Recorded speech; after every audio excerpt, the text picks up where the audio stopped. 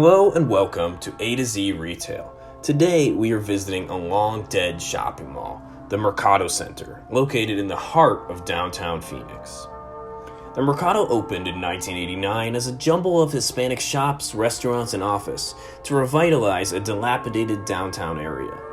Phoenix designed the Mercado to be the opposite of the many large upscale shopping centers being built both at the time and nowadays. The Mercado's architecture showcases features you just don't see in generic strip malls.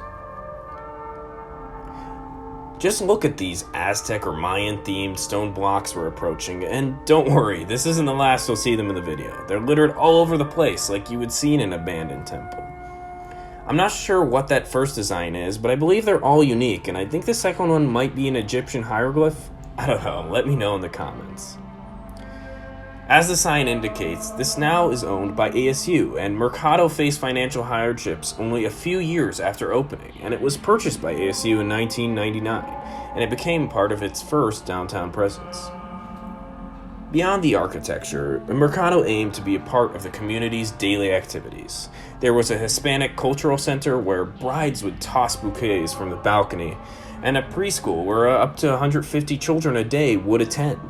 There were candy stores selling imported Mexican sweets and piñatas, a Spanish bookstore, a marketplace within the marketplace with a deli, bakery, and other food vendors, and even a full-service restaurant with a cocktail lounge. Apparently, Carolina's, a famous Phoenix burrito joint you may have heard of, was one of the vendors at Mercado's food court, an open-air arrangement with seating for up to 200. At the time it opened in 1989, the retail space was 60 to 70% leased, so it's an interesting question. What led to the center failing and failing so quickly?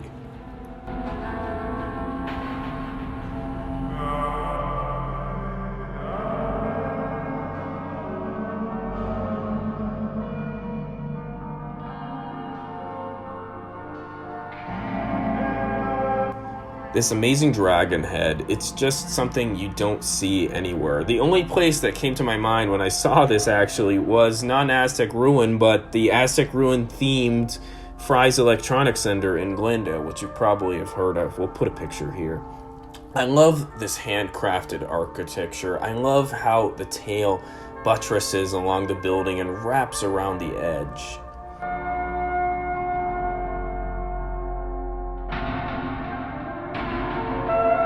We need to spend a little more time on the Mercado's history, as its construction actually led to the resignation of Arizona's governor at the time. Phoenix City Hall granted the first ever federal urban development action grant for this complex. However, it was heavily financed at the time by Governor Symington's real estate company. It was later uncovered that Symington, in an attempt to finance this construction of the Mercado, repeatedly filed false financial statements to receive a $10 million loan for the project from a group of Arizona pension funds. This scandal led to Symington resigning from office, and these criminal charges against him likely would have led to jail time if he had not been pardoned by Bill Clinton, who apparently felt indebted to Symington, who happened to have saved Clinton's life during their childhood from a dangerous riptide off the Connecticut coast. Nevertheless, it does make you wonder, while this is a beautiful center, $10 million stolen from taxpayers for this probably wasn't worth it. I love these musical frog statues we have here. They're lizards carved from stone, and they seem to scale the buildings all over the place. I love these flute-playing rocks tucked away within the walls' recesses, and they probably go unnoticed by us, and they did. Maybe if when the complex opened, there would have been a recording of low-playing flute music or something, which would cause passerbys like us to slowly turn around and look at them. I'd love to see those at night and see the neon lights surrounding them. I wonder what color they are or if they even work. This dragon feature on the lamp is also really amazing and fits with the big dragon in the plaza center.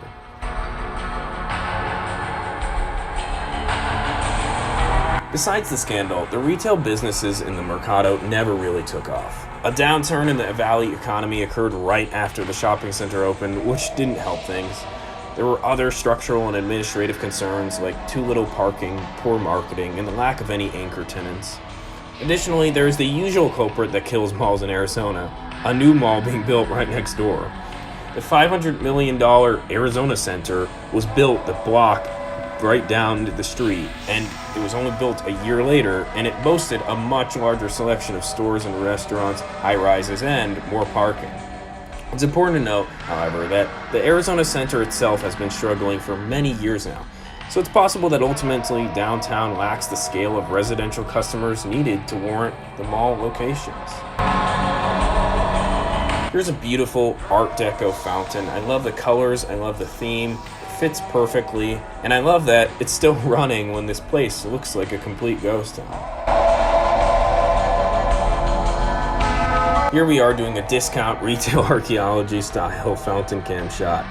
No GoPro was available to be dunked inside, however. The water was refreshingly cold though. I'd say even colder than most pools at this point in the year, so we had no problem getting splashed on a bit, considering it's pretty hot in an Arizona May morning. Maybe this is where the brides were tossing their bouquets to the girls below. I believe this might have been the cultural center. This appears to be a cafe spot. We saw the 2014 Super Bowl symbol, and the inside's completely gutted, so we can assume, I think, that it hasn't been operational for quite a few years.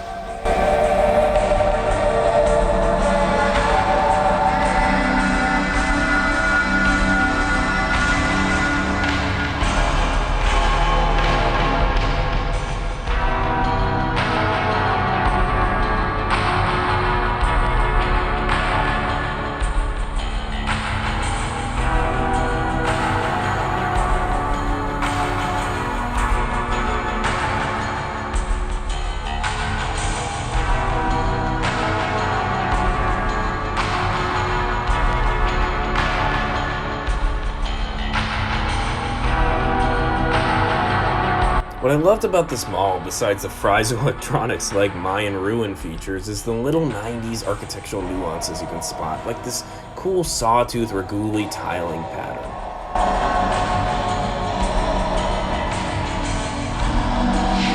We couldn't get enough of these blocks like this last one we're approaching, and it's worth mentioning how Mercado Center is nestled across the street in a very busy and vibrant part of town, so it just makes it even more unfortunate that they failed. And I mean, look, it's right across from the beautiful preserved Heritage Square, and that is why it's so unfortunate that it has been announced that the Mercado Center will be razed completely to the ground by 2024.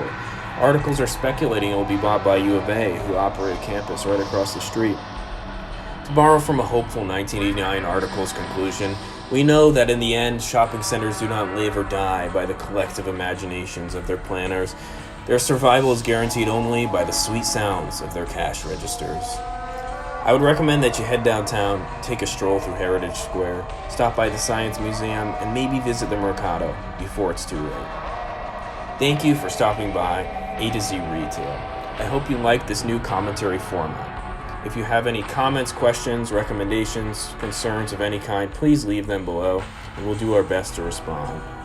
Thank you. I'm glad to have joined the A to Z Retail team, and hopefully we can keep making more of these videos that you enjoy. See you next time. Goodbye.